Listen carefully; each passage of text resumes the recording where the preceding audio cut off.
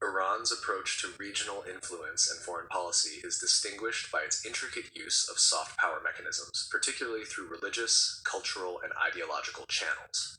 Central to this approach is the so-called Shi'a Crescent strategy, a term that gained popularity in the mid-2000s to describe Iran's attempt to build a contiguous zone of influence stretching from Iran through Iraq, Syria, and Lebanon to the Mediterranean Sea. This essay explores the components of Iran's soft power, the geopolitical logic of the Shia Crescent, and how both are employed in tandem to advance Iranian national and ideological interests across the Middle East. Understanding soft power in the Iranian context. Soft power, as defined by Joseph Nye, is the ability of a state to shape the preferences of others through appeal and attraction, rather than coercion or payment. For Iran, soft power tools include religious networks, historical and cultural affinity, education, media, humanitarian outreach, and ideology. These elements are not isolated, but are interwoven with its foreign policy to cultivate influence, especially among Shia populations and sympathetic movements in the broader Muslim world. Since the 1979 Islamic Revolution, Iran has positioned itself as the vanguard of Shia Islam and anti-imperialist resistance.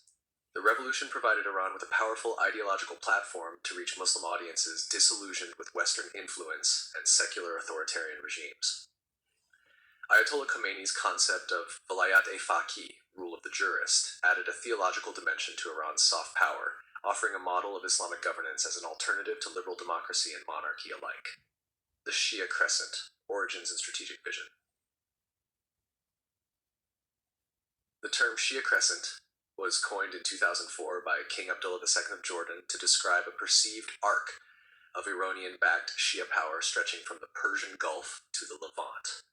Although initially seen as a sectarian alarmist label, the term accurately captured the emerging reality of Iran's strategic penetration into majority or pluralistic Shia areas across the Middle East.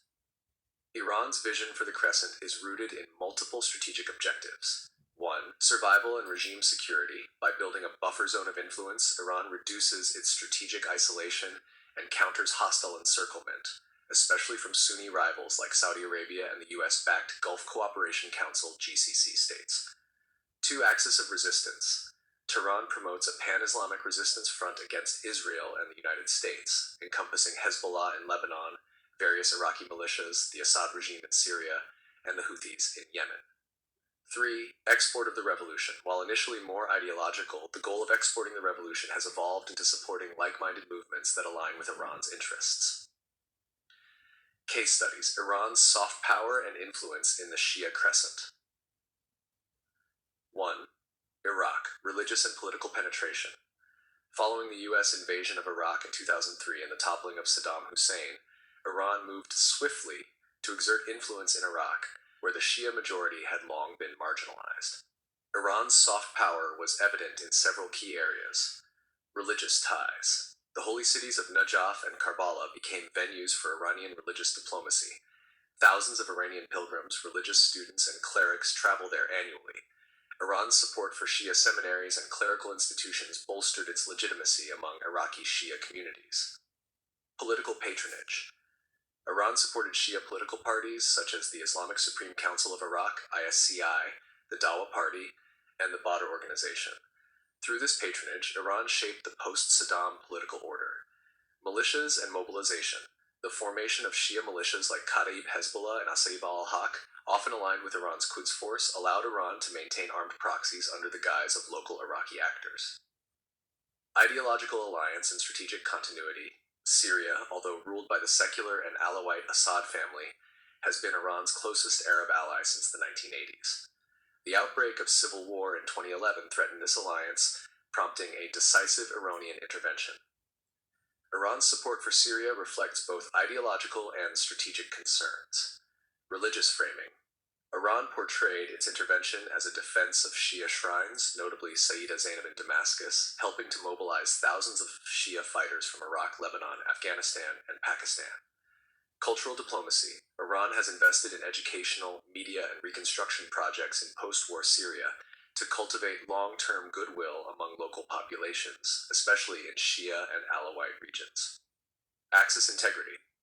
Syria serves as a vital land bridge to Hezbollah in Lebanon, making its survival a cornerstone of Iran's regional projection. 3. Lebanon. Hezbollah as a model proxy. Perhaps the most successful example of Iran's soft power projection is Hezbollah, established in the early 1980s with Iranian Revolutionary Guard support. Hezbollah serves Iran's interests in numerous ways.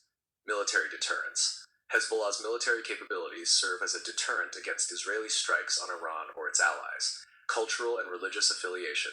Hezbollah propagates Iran's revolutionary ideology and religious messaging through its schools, television stations, almanar, and welfare institutions. Political legitimacy. Hezbollah is a powerful political party within the Lebanese government, allowing Iran to influence Lebanese domestic and foreign policy indirectly. 4. Yemen, peripheral node of the Crescent.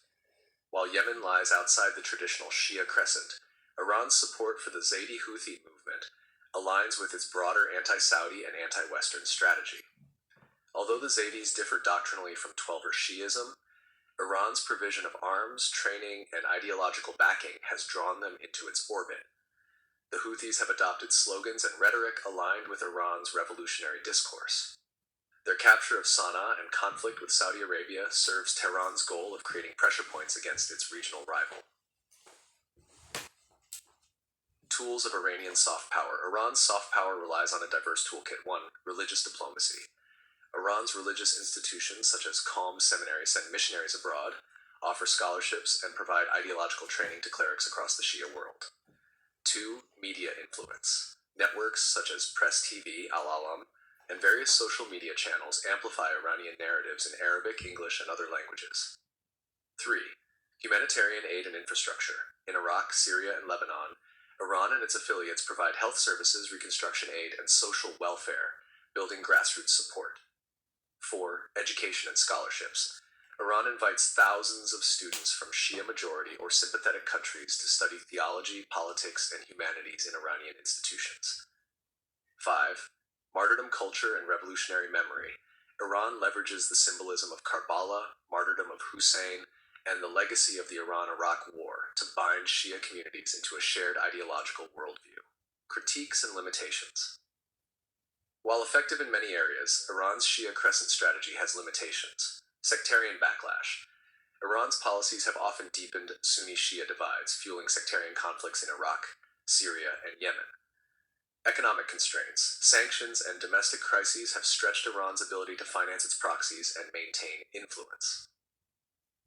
Local resistance. In Iraq and Lebanon, popular protests have targeted Iranian-backed groups, accusing them of corruption and foreign domination. International pushback. The US, Israel, and Gulf states have responded with diplomatic isolation, military strikes, and counter-propaganda to limit Iran's regional sway. Conclusion. Iran's soft power and the Shia Crescent strategy represent a sophisticated and ideologically charged model of influence. Through religious networks, cultural outreach, political alliances, and proxy forces, Iran has crafted a sphere of influence that extends beyond its borders, reshaping the geopolitical map of the Middle East. While facing internal and external challenges, this strategy has enabled Iran to project power and protect its interests in a region marked by volatility and competing hegemonies. The future of the Shia Crescent, however, will depend on Iran's ability to balance ideology with pragmatism, sustain its networks amid economic strain, and adapt to changing regional dynamics.